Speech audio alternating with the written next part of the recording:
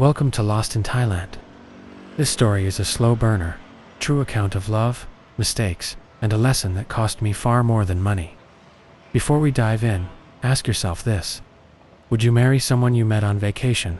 I did, and it nearly ruined my life. It was 2007.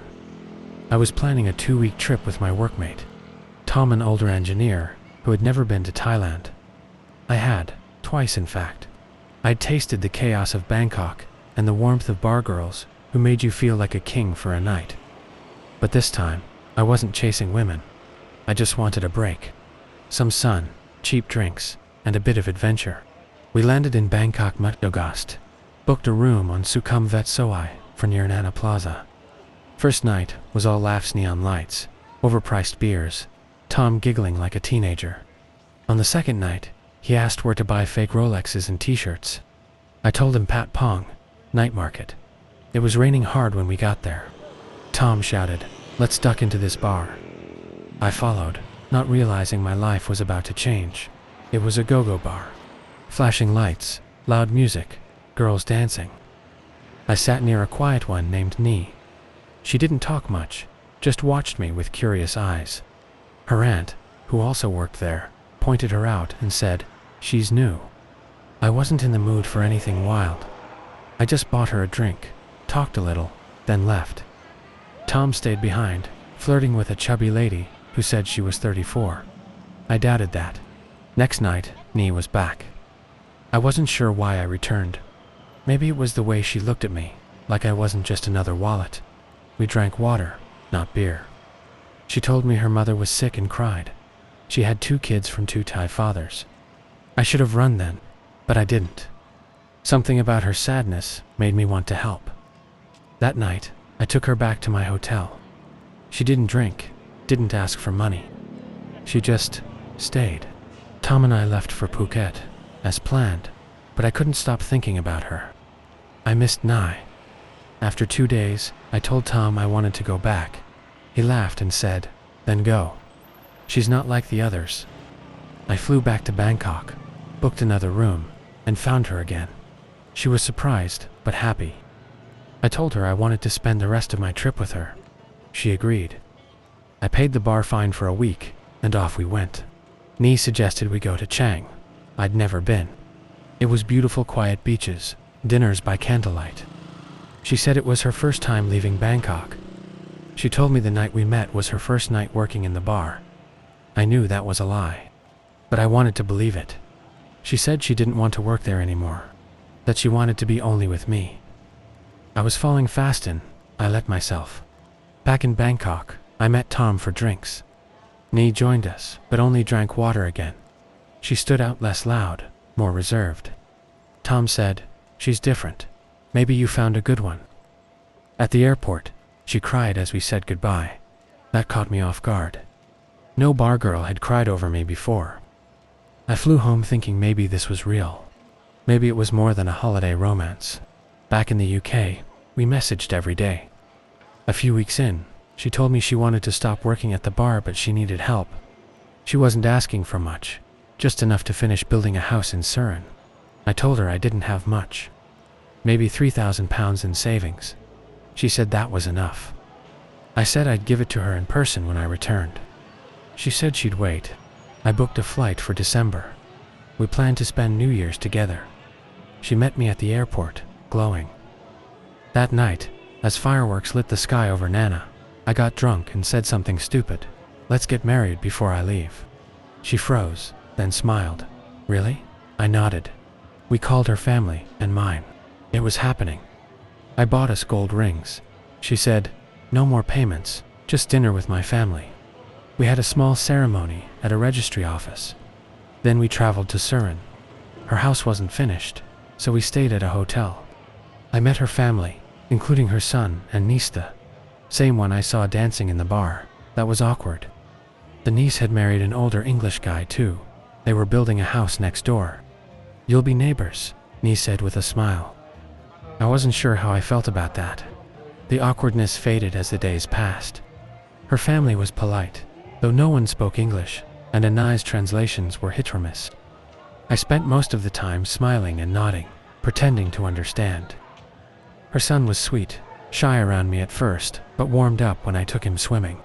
He'd never been in a pool before. Watching his joy made something in my chest ache. Like maybe I could belong here after all. Nee seemed different and Surin calmer. Maybe it was being around family, or maybe I was just seeing a side of her I hadn't before. We talked about the house she was building, modest, 2 bedrooms, tiled floors. For us, she said. That word hit me harder than expected. Us. I didn't know what our future looked like, but I wanted to believe there was one. I wanted to believe in something. Back in Bangkok, we started looking at small apartments near the airport. She found one for 6,000 baht a month. It was basic, but clean. She didn't want me to visit her own place. Too many nosy neighbors, she said. That raised a red flag. But I brushed it aside. Cultural differences, I told myself. Besides, I was married now. I had to trust her, right? The days blurred into a routine. She'd meet me after work. We'd eat dinner at small restaurants and talk about her day. But something had shifted. The spark was dimmer. She seemed tired all the time, irritable. I asked if she was okay. She said her family was worried about me, not sure I could provide, not sure I was serious. That's when she brought up the dowry. If this story is hitting close to home, take a second.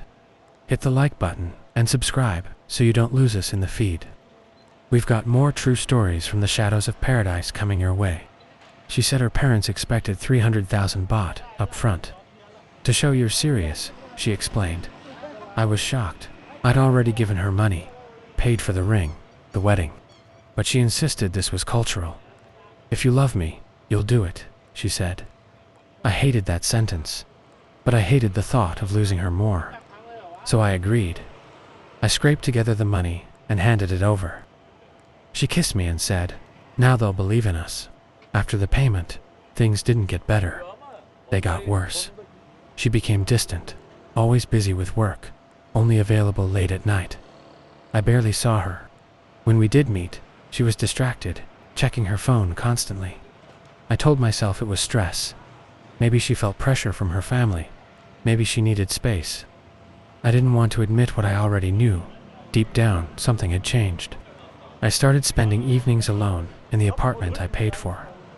She said she was too tired to visit, that she needed rest. I offered to come to her instead, but she refused. It's not appropriate, she said. People will talk. That didn't make sense. We were married. Who cares what people say? But I didn't push it. I just waited, like a fool. Like a husband trying to believe his wife still loved him. One night, tired of waiting, I walked to a quiet bar not far from my apartment. I ordered a beer and sat alone, watching wrestling on a dusty screen. 2 girls came over, made small talk, asked my name. I told them I was married. They laughed and said I should bring my wife next time. I smiled and nodded. But inside, I felt hollow. I didn't even know where my wife was that night or who she was with. When Nee finally came to see me again, I told her I wanted to spend more time together before my trip home. She agreed. We booked a short getaway to the islands, but even there, she was cold, distant. She barely touched me, barely smiled. It was like she was counting the hours until she could be alone again. The silence between us was louder than the ocean. It felt like sleeping next to a stranger. I flew home with a sinking feeling in my gut. We kept texting, but it was mostly about her work, her stress, her needs. I sent money every week, helped her with her writing. It felt more like a job than a marriage. One day, she mentioned a client she was struggling to work with, an American doctor. She wouldn't give details, just said he was demanding. I asked questions. She shut down. The next day, she stopped replying altogether. I messaged her. No response. Called. Nothing. Days passed. A week. Then, finally, a short reply. I never wanted to be with you. No explanation. No apology. Just a wall of silence behind those words. I stared at the screen for what felt like an hour. I didn't cry. I didn't scream. I just sat there, numb. How do you react when the person you built a future around walks out of it without a sound? I asked her to return the ring. The money I paid for the ceremony. The dowry. She refused. Said by Thai law, She owed me nothing. Said it was my decision to pay. I told her I'd contact a lawyer. That's when the threats came. "If you go to the police, I'll tell them you hurt me," she wrote. "You'll never leave Thailand again." My stomach dropped. It was blackmail, and she knew it would work. In my country, that would be a crime. In hers, I wasn't so sure. I backed off. Not because I was guilty, but because I was afraid. I'd seen what could happen to foreign men in Thai jails. She had all the power now, and she knew it. I told myself I'd write it off as a loss, count the money and the years as tuition. Expensive lessons in trust, love, and illusion. But the pain didn't fade. I started digging. I remembered details she'd shared. Her company, her clients, her sister. Bit by bit, I pieced it together. I found her dating profile, created just days after I paid the dowry. It said she was looking for real love and tired of fake men. I laughed bitterly. I found her sister too, also married to a foreigner. Same scheme, same lies. How many others had they fooled? I wasn't the only one. I found 2 other men Europeans. Same story. Love, marriage, dowry, disappearance. One of them had even bought land. Another paid school fees for children that weren't his. We all fell for the dream. For the gentle voice. For the soft eyes that promised loyalty and a better life. And we all ended up the same, betrayed, broke, and bitter, telling stories on forums no one wanted to read. The worst part, I still missed her. Not the real her, maybe, but the version I believed in. The mornings we spent laughing over coffee, her hand resting on my chest as we watched TV. The quiet comfort of not being alone. Those memories didn't die with the truth, they haunted me. Like a movie I couldn't stop replaying, hoping the ending might change if I just watched it one more time. Eventually, I filed for divorce. She barely reacted. Just asked if she could keep some of the furniture, and if I'd still help her fill out forms. I didn't yell. I didn't accuse. I just said, "You're free now. Be with whoever you want." She said I was cold. Said I had no heart. But it wasn't my heart that failed, it was hers. Mine was the one that got shattered, while hers kept beating for someone else. I left her a folder, printed screenshots, messages, pictures of her and her new guy Paul. I didn't want revenge. I wanted clarity. I wanted her to know I knew, and I wanted her to see herself through my eyes for once, not as a victim, but as the thief of a life that could have been beautiful. She cried when she found them, but not for me, only for the mess she couldn't talk her way out of. The divorce finalized in 2018, a decade after I met her. 10 years of my life. I heard she dated a truck driver after that. Then some older guy in his 60s. Maybe she changed, maybe not. Maybe she's still playing the same game, smiling at lonely men in bars, selling the same lie wrapped in a different voice. As for me, I've been back to Thailand. The country didn't betray me. Just one person did. Now I know better. I take things slow. I ask questions. I listen between the words. Thailand is still beautiful, still full of kind people, but I know where not to look for love. If you've made it this far, thank you. And if you're thinking of falling for someone in a bar, ask yourself, are they loving you or selling a dream? Some lessons cost money. Some cost years. I paid both. Thanks for sticking with me through the whole story. If you've ever fallen in love, abroad, or thought about it, do you know how easy it is to believe in something that feels too good to be true? Especially in a place as intoxicating as Thailand. But sometimes what feels like magic is just good marketing. A fantasy for sale. Would I do it again? Maybe, maybe not. But I know this much. Love without honesty is just another kind of scam. If this story resonated with you, drop a comment below. Have you had a similar experience? Or did you dodge the bullet? We read everything. This channel exists because of your voices, your stories, your support. Hit like, subscribe, and share it with someone who might need a wake-up call. And remember, some smiles hide sharper teeth than you think. Welcome to Lost in Thailand.